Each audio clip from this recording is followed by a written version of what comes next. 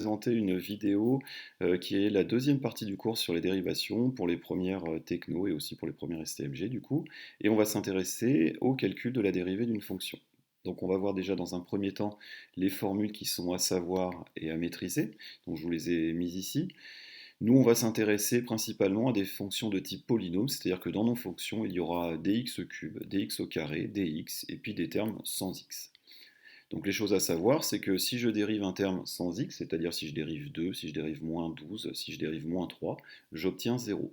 Si je dérive x, j'obtiens 1.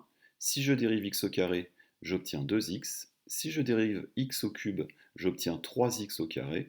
Et je vous ai mis aussi cette formule-là qui n'est pas forcément à votre programme. Si je dérive x à la puissance n, j'obtiens n fois x à la puissance n-1.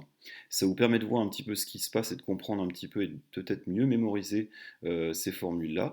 Ce qu'on fait, c'est qu'on descend notre puissance qui vient multiplier notre terme et ensuite on descend d'un cran le degré de notre x. Donc par exemple, si je regarde ici x cube, le 3, je vais le descendre, il va venir multiplier le reste de mon terme en pensant bien à descendre d'un cran la puissance. Ici j'étais en x puissance 3, je passe en x puissance 2.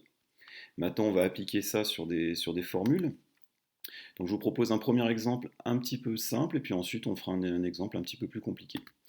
Première fonction f de x qui est égale à x au carré plus x plus 3. On vous demande de calculer sa fonction dérivée. Et bien on va la dériver. Donc la notation c'est f' de x.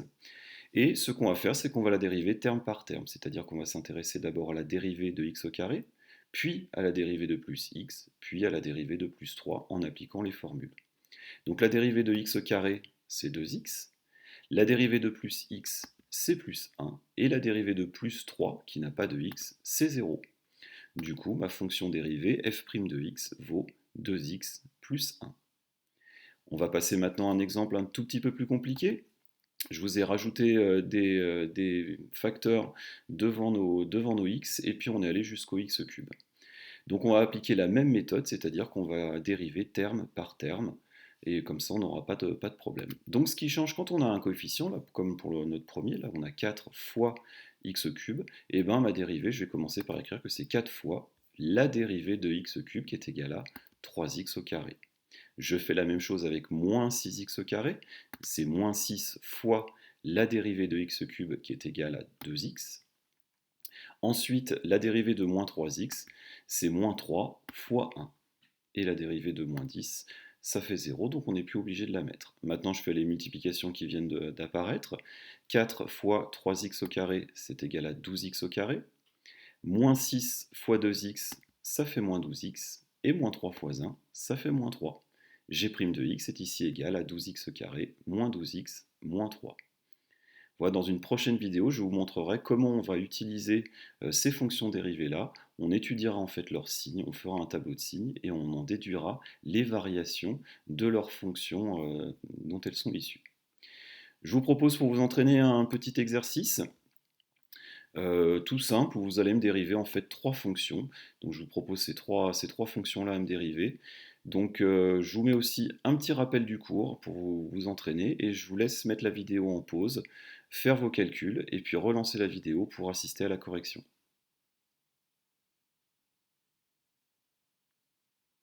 On va passer maintenant à la correction. Donc on va s'intéresser déjà à la dérivée de notre fonction f de x est égal à, je dérive 7x au carré, donc c'est 7 fois la dérivée de x au carré qui est 2x.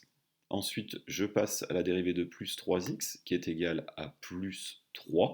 On va pouvoir maintenant passer directement à ça, au lieu de mettre que c'est 3 fois 1, on saura que la dérivée de 3x c'est 3, la dérivée de moins 4x c'est moins 4, et on gagnera un petit peu de temps. La dérivée de moins 20 c'est égal à 0, c'est pareil, ça on pourra s'affranchir de cette étape-là. Et on fait les multiplications, donc ça nous donne que f' de x est égal à 14x plus 3. On passe maintenant à la fonction g.